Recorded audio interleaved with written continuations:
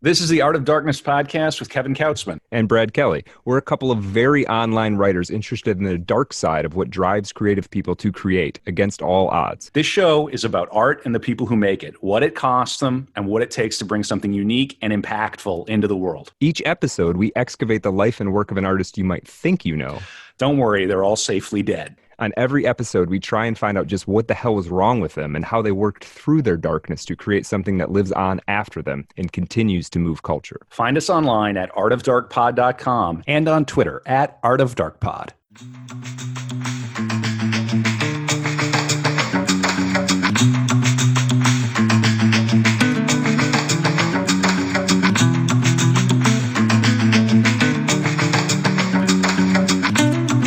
We're back.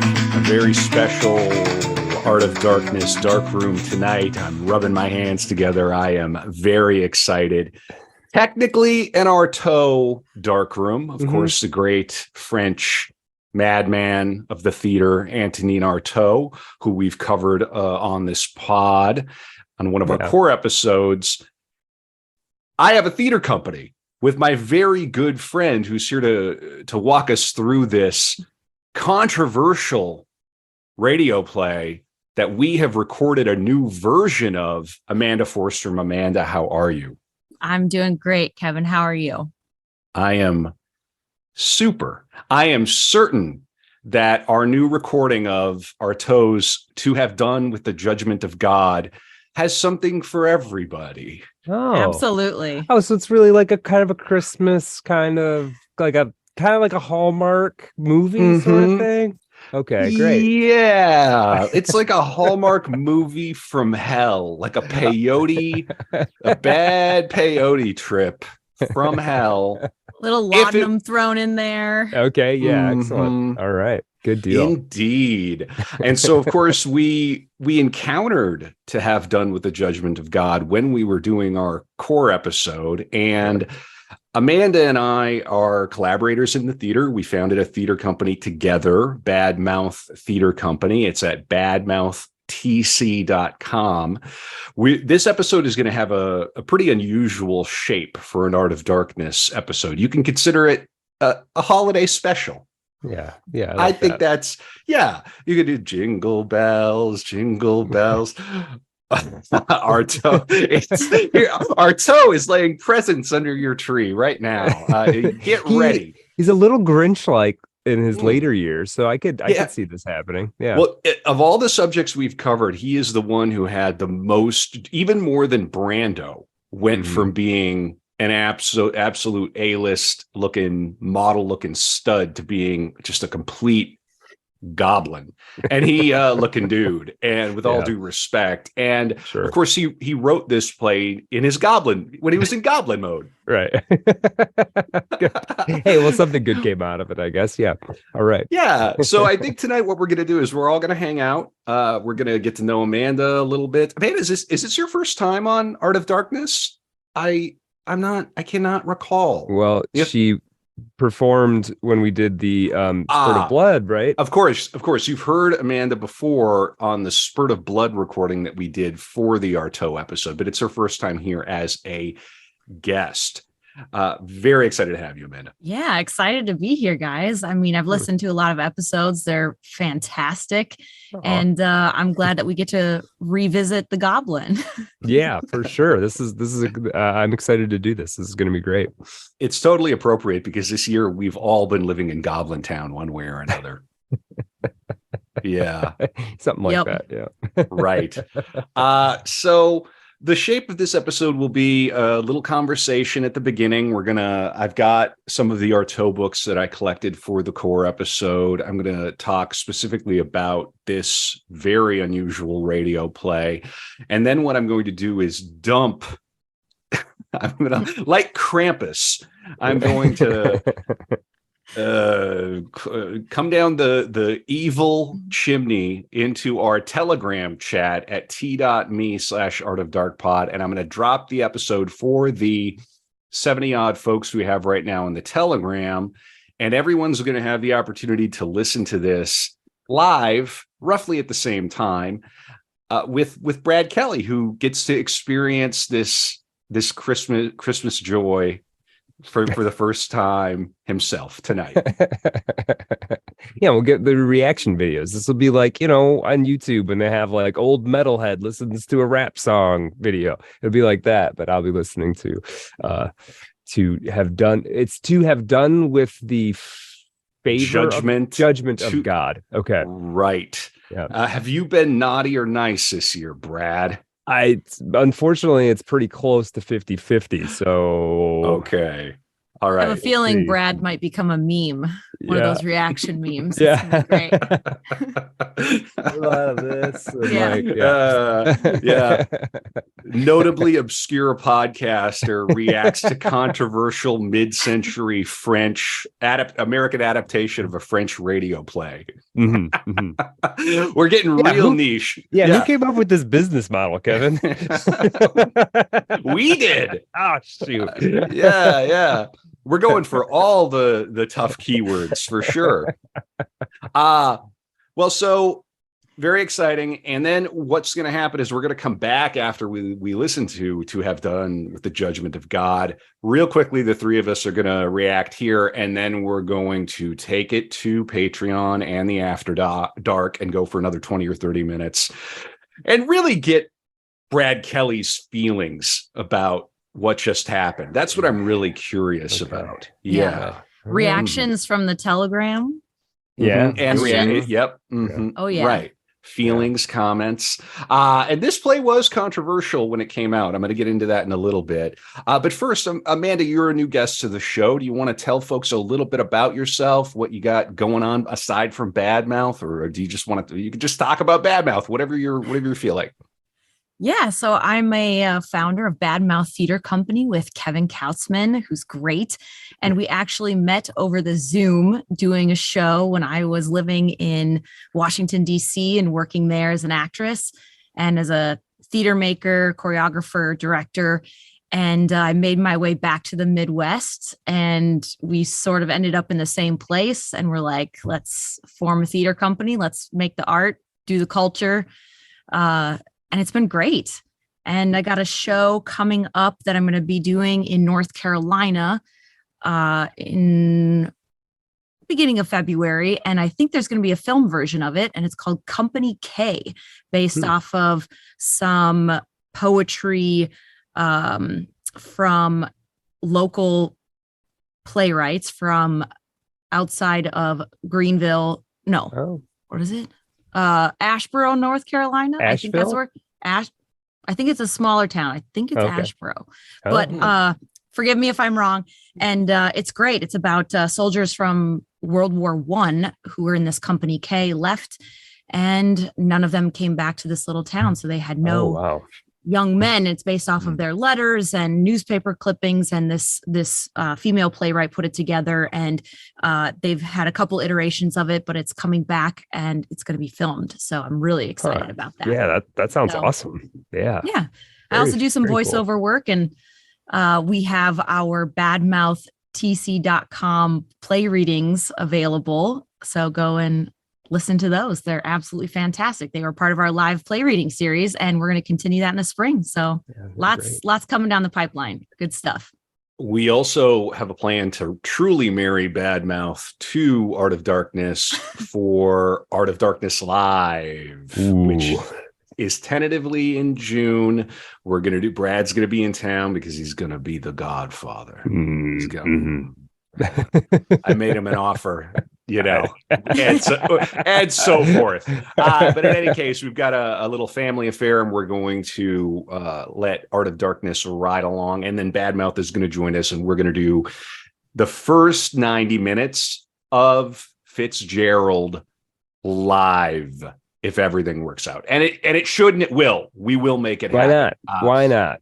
And so Badmouth is also going to do an adaptation of the great Fitzgerald short story Winter Dreams, which will also release online. So you don't have to visit Minnesota to enjoy what we got going on. Because I know if you're in Hungary, you may not be able to make it. you might not make it. So we appreciate all our listeners everywhere. But if you're in the area, stay tuned. Check out badmouthtc.com. Obviously, you're following Art of Darkness, or at least you've heard about us. So follow along. We got very cool stuff coming. We're trying to use this platform to do interesting artistic things. Now, I have a review from the now, it appears now defunct DCtheaterscene.com, published from 2005 until 2020. So maybe they got tired. These are the archives from DC theaters. Maybe they're dealing with long COVID. It's possible. You're going to find that this adaptation of To Have Done with the Judgment of God, which I personally adapted and directed, and we'll go down the list of who's who in it before we drop it, includes some excerpts from the theater and its double, particularly the essay on the theater and the plague. Because I have been struck recently, and we'll go into this further down the way, I've been struck recently by how right on Artaud was, and how theatrical plague is.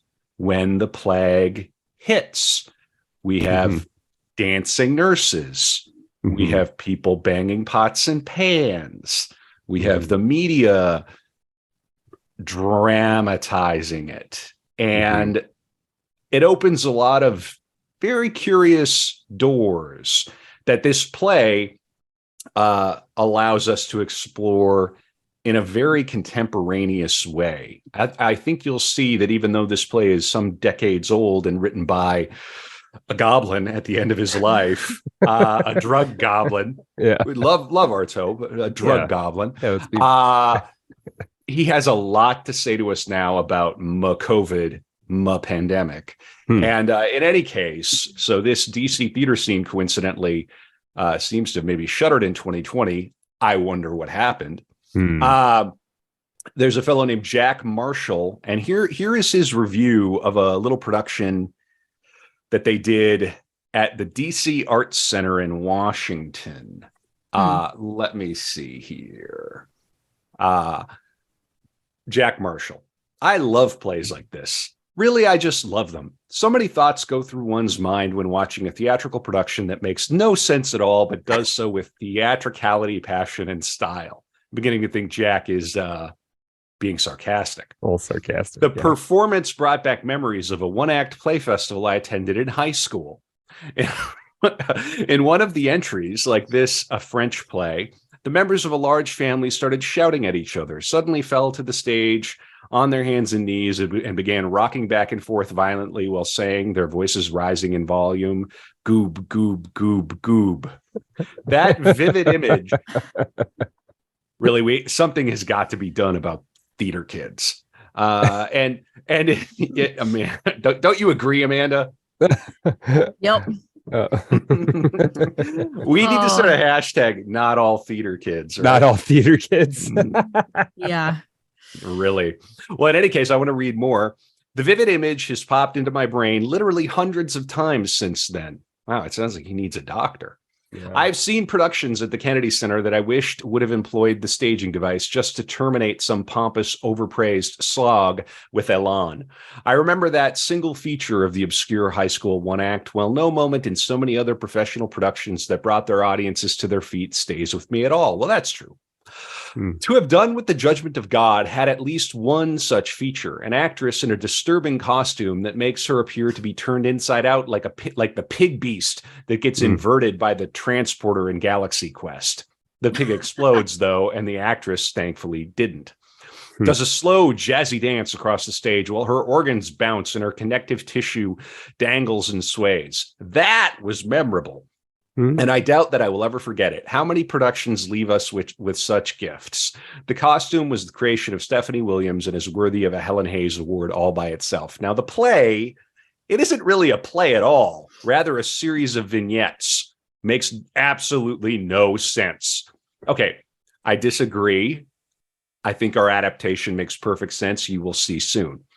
You'll hear soon. Mhm. It is one of those plays that causes you to wonder if everyone else in the audience is nodding and thinking, how true, meaning that you must be an idiot. Stoppard, Beckett, and Shakespeare often make me feel this way, come to think of it. In this performance, one of the audience members was overcome by the giggles. Ah, good. And I momentarily thought he had discerned some complex meta-witticism on the cosmos until I realized that he was amused because an actor had said shit. Well, Yeah, it's funny. it comes at the right time. Yeah. Right. We do have an exquisite moment in this this adaptation. I think you're gonna enjoy, Brad. We had to do a pickup with Ian. I'll explain after Okay. on the After Dark for Patreon, patreon.com/artofdarkpod. Okay, one more para here. The production includes disjointed references to American schools requiring you know what? I'm gonna leave it because it starts to get into it. We'll leave it at that. I don't want to spoil it. We'll talk about the cast and who was involved right before we drop it. I have from the Blows and Bombs, Anthony Artaud, the biography book from Stephen Barber. I do have a bit of information about this, about the backstory. I think this would be good to read. Sure. You want to hear about it? Okay. Yeah, why not? All right. I was toward the end of his life. This was in 47, so in later days. Artaud received an invitation which he believed would enable him to reach an even wider audience. The invitation came from Fernand Pouy, head of dramatic and literary broadcasts at the French national radio station. He wanted Artaud to record a long broadcast on whatever subject he desired. Holy hell, playing with fire. Artaud could choose his own collaborators and have as much rehearsal time as he needed, if only he had had a podcast. Mhm. The broadcast would be for a series of programs entitled The Voice of the Poets, which Pouet was preparing, and would be transmitted on the Parisian radio channel. Artaud immediately accepted. The recording would have a far greater scope and potential impact than those he had done in June and July of 46 for a different program. It would give him the opportunity to develop some notes he had been making in September and October toward a performance on the theme of the Last Judgment. For Artaud, the idea of divine judgment had to be disintegrated so that he could determine his own final movements and his own apocalypse. Mhm. Apocalypse and chill. His initial idea for the recording was that it would comprise exclamations, interjections, screams, interruptions, interrogations on the putting into question of the Last Judgment. He decided on the title To Have Done with the Judgment of God. In his last years, Artaud invariably wrote God with a lowercase g as an expression of his contempt for all religions, particularly the Christian faith, and for what he viewed as their cowardly subjugation of the human body to a fabricated divinity. Edgy. When Artaud, he's an edgelord for sure. Yeah.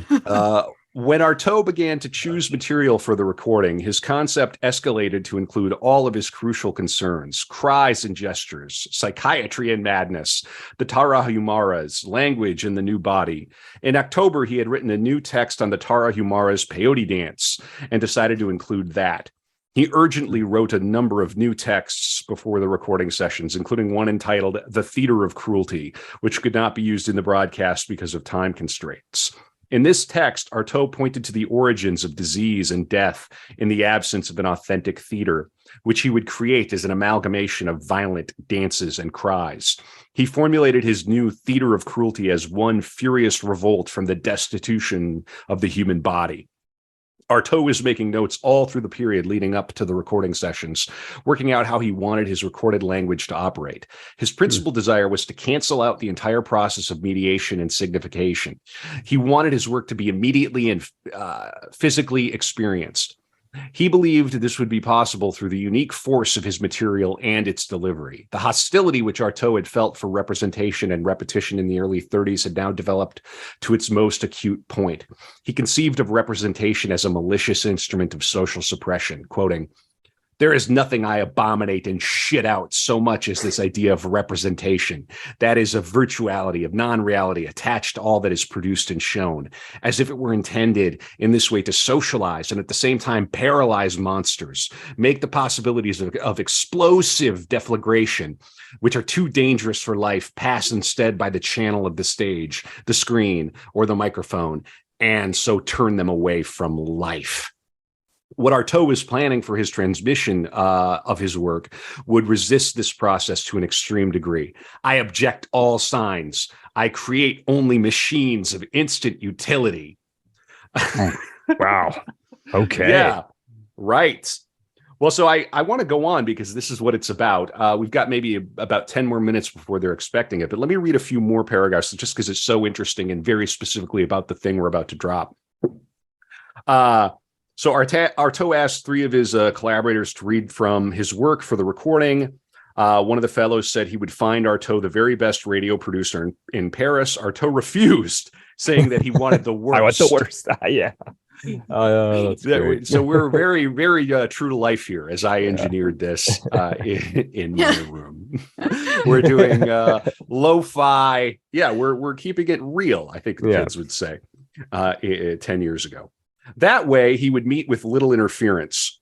Paul Thevenin was the only one of the 4 participants who had no professional acting experience, although Artaud had already worked with her, teaching her how she should scream until her breath was exhausted.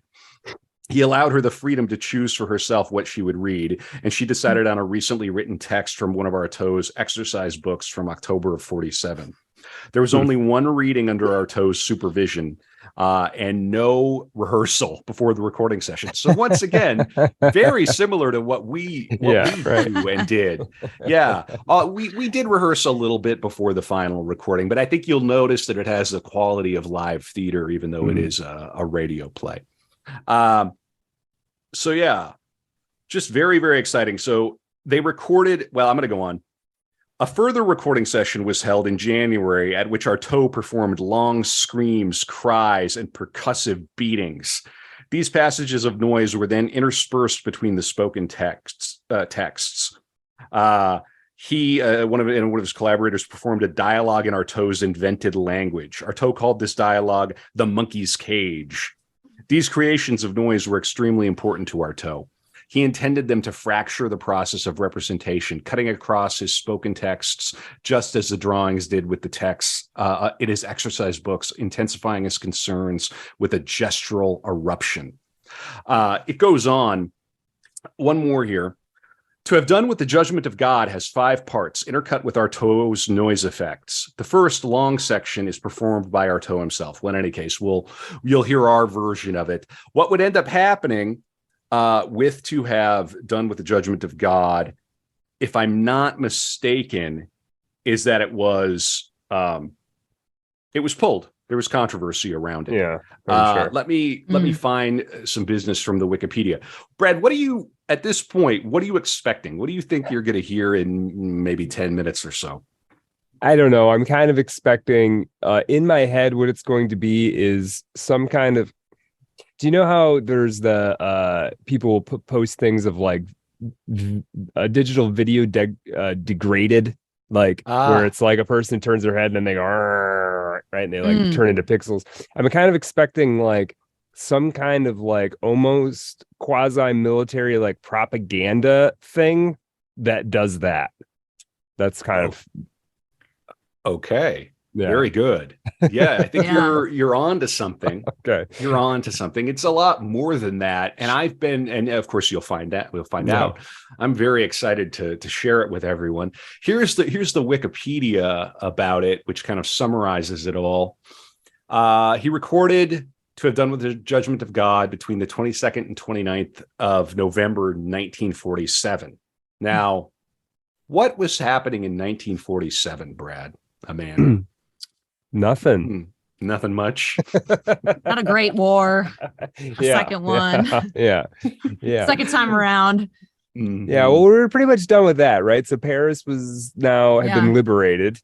I know our friend Choron is around. is around Paris, lurking in the Luxembourg Gardens. He and Artaud might have gotten along, actually, if they had ever met. I don't know, Kevin. Man, What's going? What else is going on? Well, when were the Nuremberg trials? Oh, well, that's Yeah. I don't know what year the Nuremberg trials were. That's good. Well, let's find out. Yeah, those had ended. Those Okay. were, let's see here, 1946. So Okay. here's Artaud, having seen the war, both the wars, in his way, now writing a play about the Last Judgment Intense for Parisian radio. And his culmination of the theater of cruelty. Yes. I'm very pleased to have discovered that. I just learned that, having read it, because I did weave in those texts. It felt like a natural thing to do. So we took some liberties, which hopefully work out. So in any case, the work remained true to his vision for the theater of cruelty, using screams, rants, and vocal shudders to forward his vision. Vladimir Porsche, the director of French radio, shelved the work the day before its scheduled airing on the 2nd of February, 1948. Oh, so it never did air. Okay. Wow. I think eventually later it would air, and I know that I actually think the original French version aired on some station in LA later. It has aired since then, but it was originally shelved. This was partly for its scatological, anti-American, and anti-religious references and pronouncements. This is, I hope, serving as a trigger warning for folks. Just so you know, this is not a usual Art of Darkness episode, and we're not going to editorialize about Artaud or his purpose for this. I think what you'll find, and this is one of my favorite things about theater, and maybe Amanda, you can speak to this a little bit as well, because theater uses text but is not text, you can manipulate text to do effectively anything. And I love that about the theater. Even Shakespeare can be molded, although probably with more difficulty. You can do an awful lot with a text by adapting it for the theater. Yeah, and I think one of the things that stuck with me is one of Artaud's peers said that he's a painter stuck amongst actors. And I thought that was really interesting. Very, very interesting. Yes. It was also shelved because of its general randomness, with a cacophony of xylophonic sounds mixed with various percussion elements. While remaining true to his theater of cruelty and reducing powerful emotions and expressions into audible sounds, Artaud had utilized various somewhat alarming cries, screams, grunts, onomatopoeia, and glossolalia. As a result, Fernand Pouy, the director of dramatic and literary broadcasts for French radio, assembled a panel to consider the broadcast of To Have Done with the Judgment of God. Among approximately 50 artists, writers, musicians, and journalists present for a private listening on the 5th of February, 1948 were Jean Cocteau, and then a list of, I presume, heavies. Porsche refused to broadcast it, even though the panel were almost unanimously in favor of Artaud's work. Pouy left his job, and the show was not heard again until the 23rd of February, 1948, at a private performance at Théâtre Washington. The work's first public broadcast would not take place until the 8th of July, 1964, when the LA-based public radio station KPFK played an illegal copy provided by the artist Jean-Jacques Labelle. The first French radio broadcast of To Have Done with the Judgment of God occurred 20 years after its original production. Wow. And Artaud was not happy about this. So there you have it. Great art, truly censored art. Sure. Not banned books you can buy at Barnes and Noble. Right. Hey kids, do you want the banned books that say exactly what we want you to read? Right. or actually suppressed. This is actually suppressed. Actually suppressed, our adaptation. And this is Badmouth Theater Company's production of To Have Done with the Judgment of God, featuring Kevin, go ahead. Sorry. Go ahead. That's what I was going to say. Tell us who's in it. Well, Amanda, can you tell everyone who was involved? Oh my You have gosh. them handy, or can I can do it. Go for it. You have So the list in obviously front of we have Amanda Forstrom, who is here with us. I'm going to put it in the Telegram night right now. And I also have to cancel this scheduled video chat, which I was using as a countdown. There it is, right on time. It's uploading right now. Okay, so we have Amanda Forstrom, Ian Hathaway, friend of the show, Michael Backinson, you're going to recognize. Our Badmouth co-founder, Mari Sittner, is in the chorus. There is music, original music from my friend Sean Phillips, and it was adapted by and directed by me, Kevin Kautzman, who you know from Art of Darkness. So it's still uploading. Just when that's done in the Telegram, and obviously for people who are listening, I'm just going to play it, so you don't have to do a thing. It's just we're gonna go on mute. It's gonna start. You're gonna be able to enjoy it. If you're watching on YouTube, I think we're gonna sit here like we're Yeah, why not? Right. Maybe I'll just make the video like do this, like when in old TV when you had like a flashback. We'll just go like the video will go like this. Yeah. Bam, kapow, crack. I wonder what Artaud would have made of the 60s Batman series. He might have liked it. All right, y'all. Do you have it in the Telegram? Yes, I do. All right, let's go on mute and press play, and we'll listen to it. Enjoy.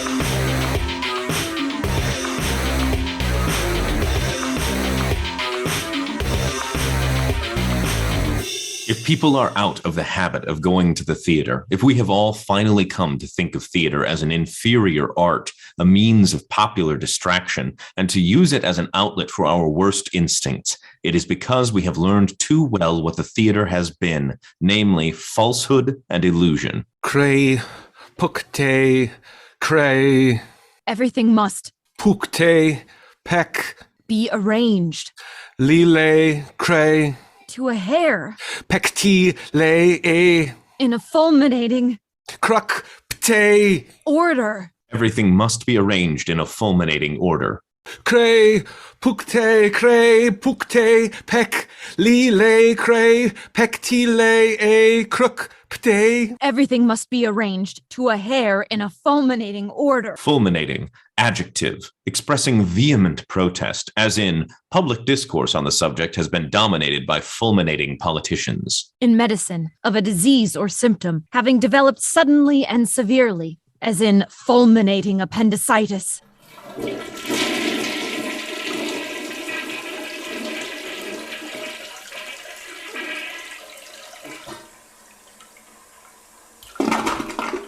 I learned yesterday. I must be behind the times, or perhaps it's only a false rumor.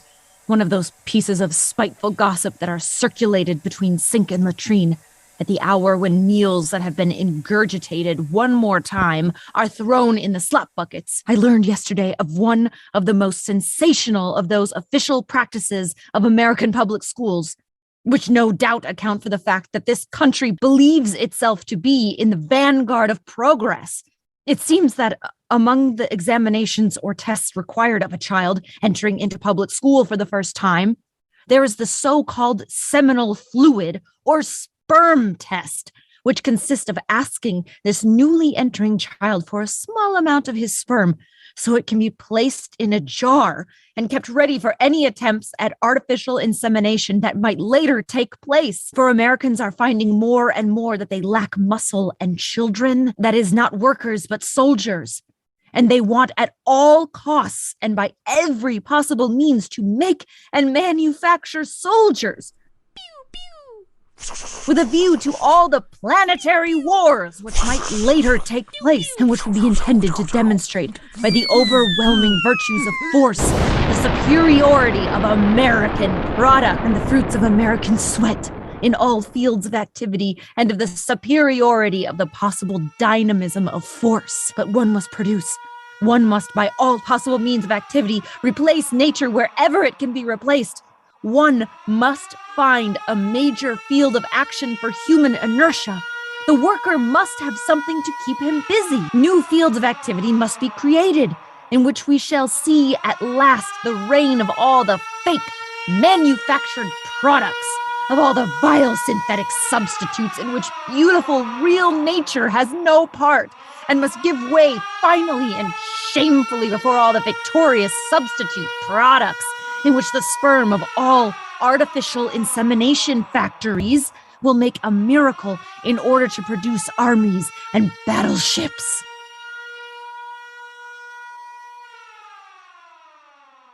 No more fruit, no more trees, no more vegetables, no more plants, pharmaceutical or otherwise, and consequently no more food, but synthetic products to satiety, amid the fumes, amid the special humors of the atmosphere, on the particular axes of atmospheres wrenched violently and synthetically from the resistances of a nature which has known nothing of war except fear.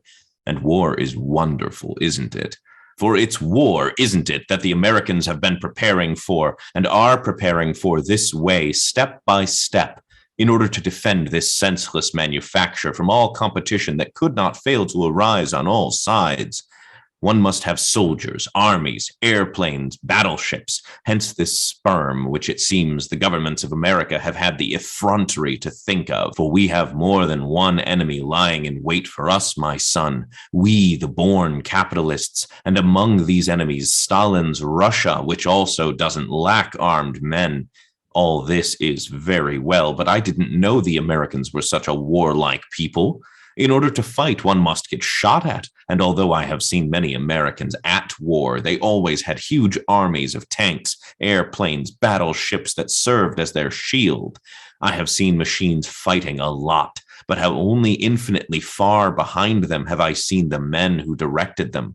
Rather than people who feed their horses, cattle, and mules the last tons of real morphine they have left and replace it with the substitutes made of smoke, I prefer the people who eat off the bare earth, the delirium from which they were born. I mean the Tarahumara eating peyote off the ground while they are born, and who kill the sun to establish the kingdom of black night, and who smash the cross so that the spaces of spaces can never again meet and cross. And so you are going to hear the dance of Tutuguri. The riot of the black sun, and below, as if at the foot of the bitter slope, cruelly despairing at the heart, gapes the circle of the 6 crosses, very low, as if embedded in the mother earth, wrenched from the foul embrace of the mother who drools. The earth of black coal is the only damp place in this cleft rock.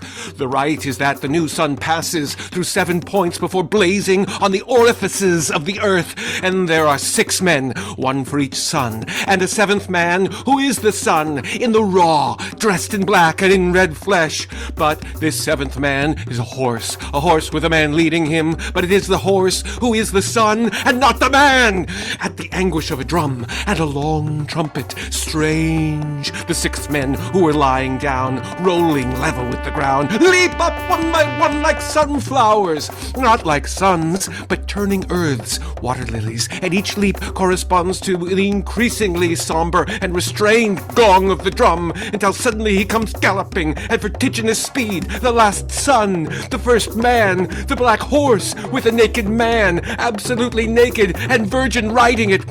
After they leap up, they advance in winding circles, and the horse of bleeding meat rears and prances without a stop on the crest of its rock until the 6 men have surrounded completely the 6 crosses. Now the essence of the right is precisely the abolition of the cross. When they have stopped turning, they uproot the crosses of earth, and the naked man on the horse holds up an enormous horseshoe, which he has dipped in a gash of his blood. The pursuit of fecality. There where it smells of shit, it it smells of being.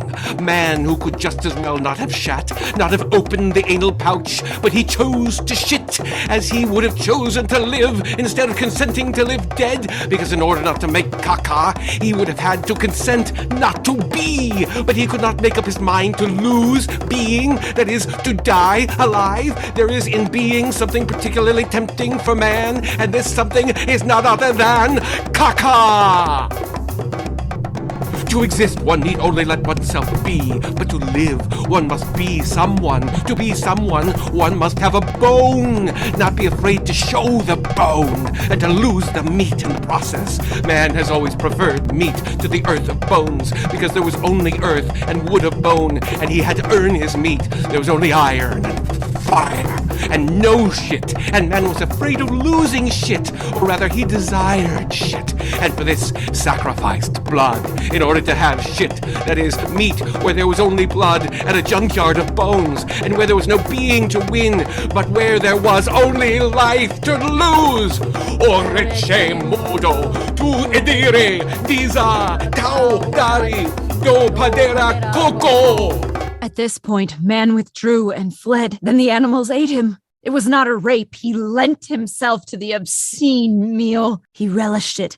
He learned himself to act like an animal and to eat rat daintily. And where does this foul debasement come from? The fact that the world is not yet formed, or that man has only a small idea of the world and wants to hold on to it forever? This comes from the fact that man, one fine day, stopped the idea of the world. Two paths were open to him, that of the infinite without and that of the infinitesimal within. And he chose the infinitesimal within, where one only need squeeze the spleen, the tongue, the anus, or the glands. And God himself squeezed the movement. Is God a being? If he is one, he is shit. If he is not one, he does not exist. But he does not exist except as the void that approaches with all its forms, whose most perfect image is the advance of an incalculable group of crab lice. You are mad, Mr. American Artaud. What about the mass? Miss American Joan of Arc. Yes. I deny baptism and the Mass. There is no human act on the internal erotic level more pernicious than the descent of the so-called Jesus Christ onto the altars.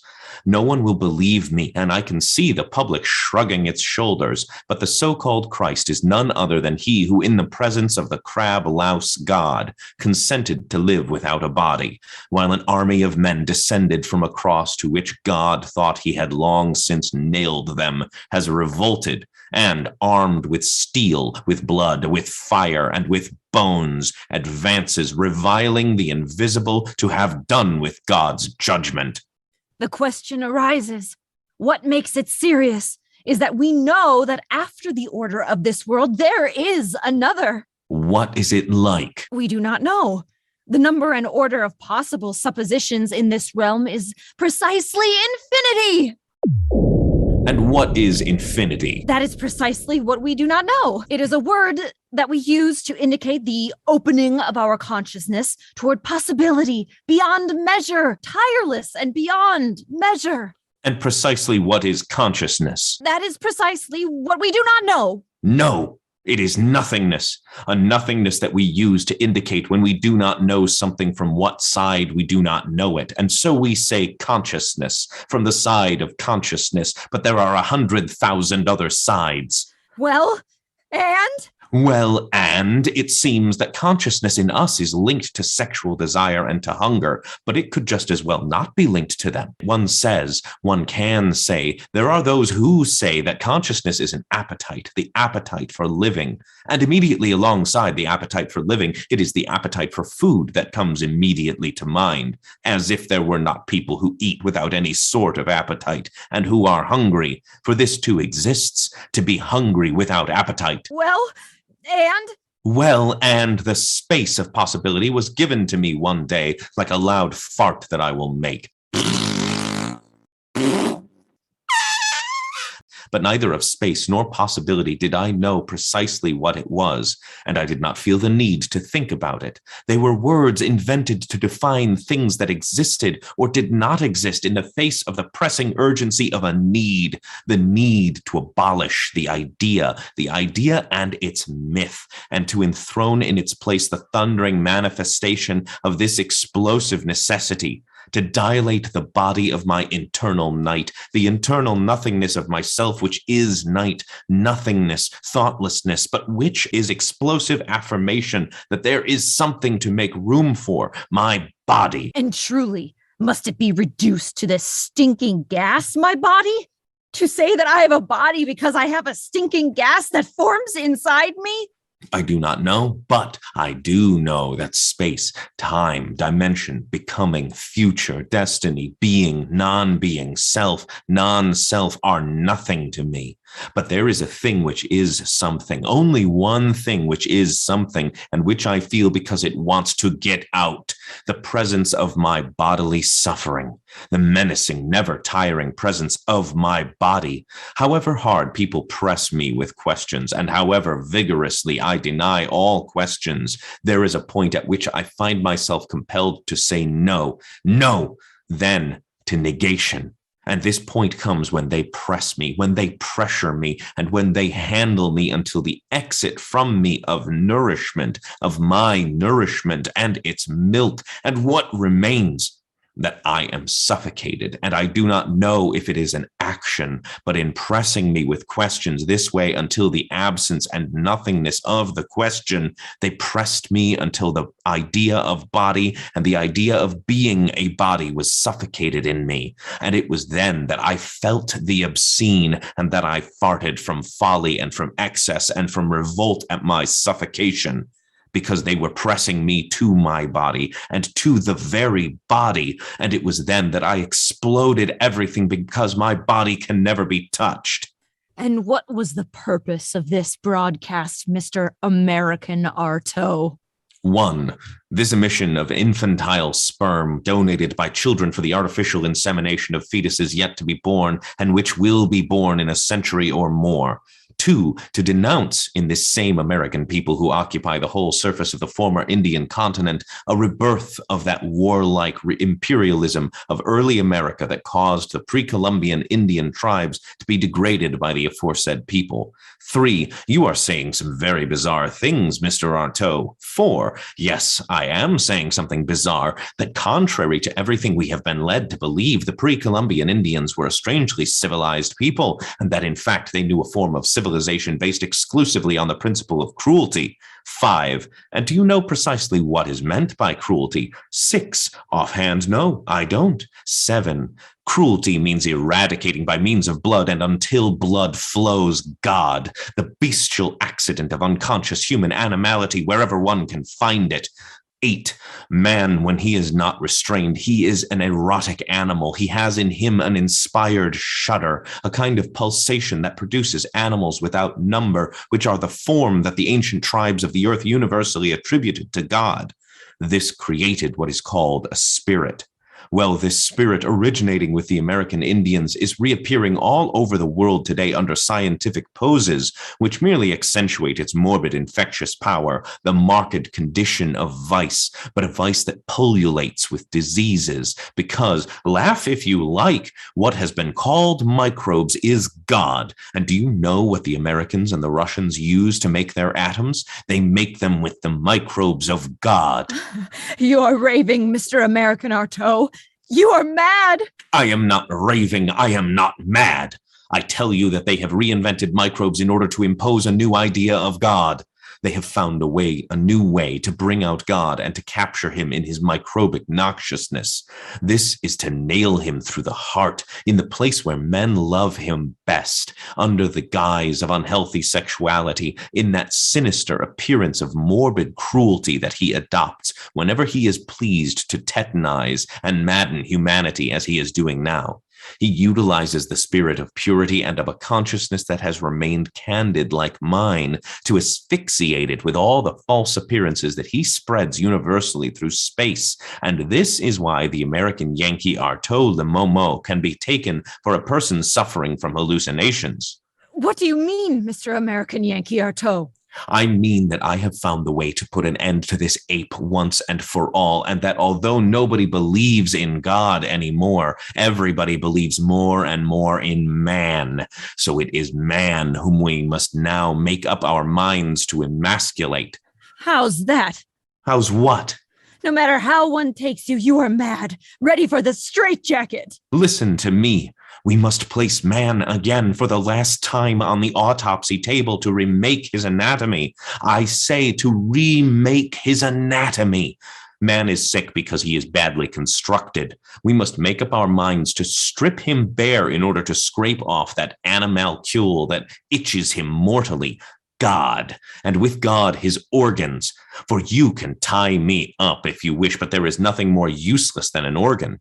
When you will have made him a body without organs, then you will have delivered him from all his automatic reactions and restored him to his true freedom.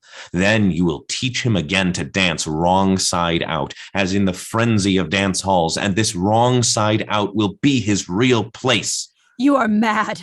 Mad, Mr. American Artaud. Mad. He's mad. mad. Insane. He's gone batshit crazy. The pandemic has gotten to him. The plague has overtaken his mind. He didn't even get the vaccine. I am the vaccine. Cray. Pukte. Cray. I will tell you again. Pukte. Peck. What has been called microbes Lile. Cray. is God. Pectile. And do you know what the Americans and the Russians use to make their atoms? Krukte. They make them with the microbes of God. Cray. Pukte. Cray. Pukte. Pecte. Lile. Cray. Pectile. Krukte. Tonight, as the commander-in-chief battles his own case of COVID, Americans coast to coast are coming to terms with yet another summer surge. To mask seems like everyone is getting it in some form or another. More than 45 million people live in communities with high levels of The U.S. this week passed a jarring benchmark. More than 90 million reported COVID cases since the pandemic began. In the last 2 weeks, they're up roughly 16%. Deaths up 28%. The highly contagious BA.5 subvariant. Postscript. The archives of the little town of Cagliari in Sardinia contain the account of an astonishing historical fact. One night at the end of April or the beginning of May, about 20 days before the arrival at Marseille of the Grand Saint Antoine, a vessel whose landing coincided with the most amazing outbreak of the plague in that city's memory, Saint Remis, the viceroy of Sardinia, whose reduced monarchical responsibilities had perhaps sensitized him to the most pernicious of viruses, had a particularly afflicting dream. He saw himself infected by the plague he dreamed was ravaging the whole of his tiny state. Beneath such a scourge, all social forms disintegrate. Order collapses. He observes every infringement of morality, every psychological disaster. He hears his body fluids murmuring within him, tomb failing in a dizzying collapse of tissue. His organs grow heavy and gradually turn to carbon. But is it too late to avert the scourge? Even destroyed, even annihilated, organically pulverized and consumed to his very marrow, he knows we do not die in our dreams, that our will operates even in absurdity, even in the negation of possibility, even in the transmutation of the lies from which truth can be remade. He wakes up. These rumors about the plague, these miasmas of a virus from the Orient. He will know how to keep them away now. And how will he keep them away, Mr. American Artaud? With theater, of course. And what kind of theater, Mr. American Artaud? First of all, we must recognize that the theater, like the plague, is a delirium and is communicative. The mind believes what it sees and does what it believes. That is the secret of the fascination. Nor does St. Augustine's text question for one moment the reality of this fascination. Perhaps the theater is a poison. Injected into the social body, it disintegrates it, as St. Augustine says, but at least it does so as a plague, as an avenging scourge, a redeeming epidemic in which credulous ages have chosen to see the finger of God, and which is nothing but the application of a law of nature, whereby every gesture is counterbalanced by a gesture, and every action by its reaction. The theater, like the plague, is a crisis which is resolved by death or cure. And the plague is a superior disease because it is a total crisis after which nothing remains except death or an extreme purification. Similarly, the theater is a disease because it is the supreme equilibrium which cannot be achieved without destruction. It invites the mind to share a delirium which exalts its energies. And we can see, to conclude, that from the human point of view, the action of theater, like that of plague, is beneficial for impelling men to see themselves as they are. It causes the mask to fall, reveals the lie, the slackness, baseness, and hypocrisy of our world. It shakes off the asphyxiating inertia of matter which invades even the clearest testimony of the senses. And in revealing to collectivities of men their dark power, their hidden force, it invites them to take, in the face of destiny, a superior and heroic attitude they would never have assumed without it. And the question we must now ask is whether, in this slippery world which is committing suicide without noticing it, there can be found a nucleus of those capable of imposing this superior notion of the theater, those who will restore to all of us the natural and magic equivalent of the dogmas in which we no longer believe. From coast to coast, applause for today's heroes. Now, Americans are creating new ways to help our nation's healthcare workers and first responders. I would like people to know that there is hope and there's something that we can all do. In New Orleans, Devin DeWolf is mobilizing relief for the front lines by organizing food deliveries. Inspired by the fight in his wife, Annalise, an ER doctor. What is that moment like to just get a little bit of relief?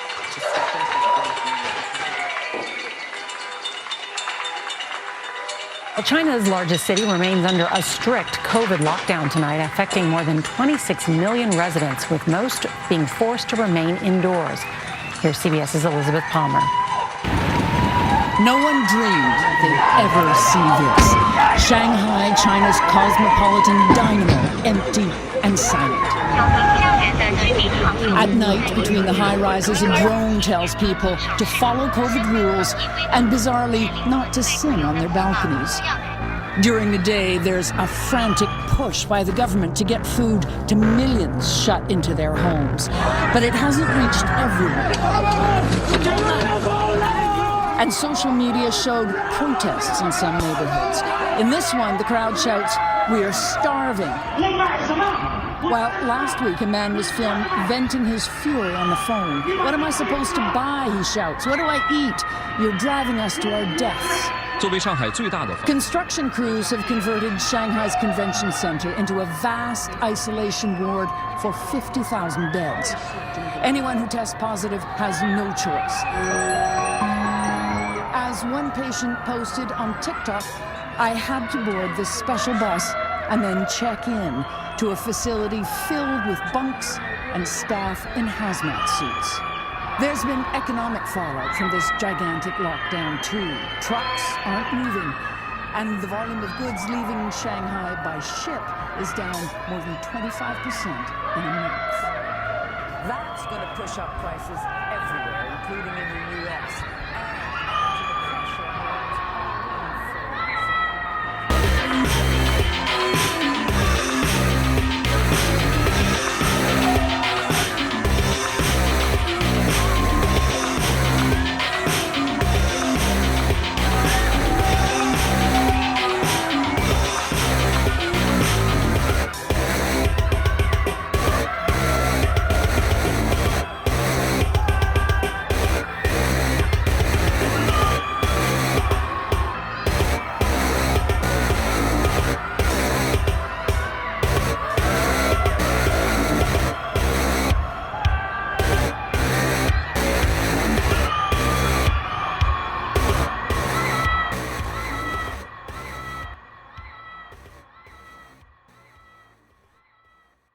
Nothing changes.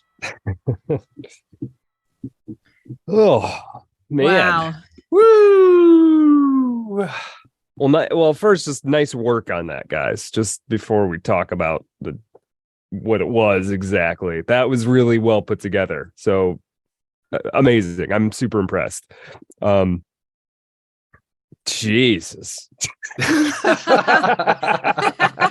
I am the vaccine. I may have taken the liberty to write that line. Well, we're gonna go. I didn't write very many original lines for this, but I did try to give it a shape. Brad, I'm glad you got to listen to it. Looks like a few people maybe checked it out in the Telegram, so that's fun. Obviously, everybody listening to it now, we appreciate you listening. Bringing back old timey radio on Art of Darkness. I don't know if people are gonna think that there's been an invasion of Artaud. This isn't War of the Worlds, but hopefully it's giving you something to chew on. I've listened to it many times now in the process of engineering it and editing it. There's a lot going on in that thing. There is. I mean, there's a while there where I'm like, wait, this is like some kind of like creation myth almost. It's some kind of like I can't quite articulate what I mean by that yet, but like there's something about it like it's like the Let's go into it in the After Dark. So we're going to talk about it more for Patreon. That's all good. Patreon.com/ArtOfDarkPod. I've got another excerpt from the Blows and Bombs book that I'm going to read on the After Dark as well, goes a little further into what happened when the radio director first heard this. You're mad, Mr. Artaud.